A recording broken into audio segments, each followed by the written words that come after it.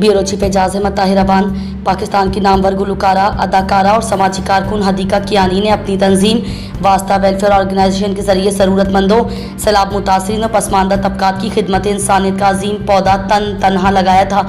आज एक तनावुर शजर की मानंद बन चुका है। साल 2022 में पाकिस्तान के अंदर आने वाली तारीख के बदतरीन सैलाब के दौरान हदीका कियानी ने न सिर्फ अपनी आवाज़ बुलंद की बल्कि मुतासरा इलाकों में खुद पहुँच कर अमली इक़दाम भी किए।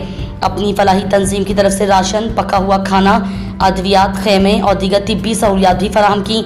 वास्ता वेलफेयर ऑर्गेनाइजेशन एक इदारा ही नहीं बल्कि इंसानियत की खिदमत के साथ एक गहरा रिश्ता भी है और ये इदारा अब पाकिस्तान में ज़रूरतमंदों और मुस्तहिकीन की सहूलत के साथ साथ खिदमत खल्क का एक रोशन और ताबनाक नमूना भी बन चुका है। ज़रूरत इस बात की है कि हुकूमत पाकिस्तान की तरफ से हदीका कियानी की तरफ से गिरा कदर फलाही खिदमत के एतराफ़ में साल बराए 2025 के लिए खुसूसी खिदमत इंसानियत का अवार्ड भी दिया जाए।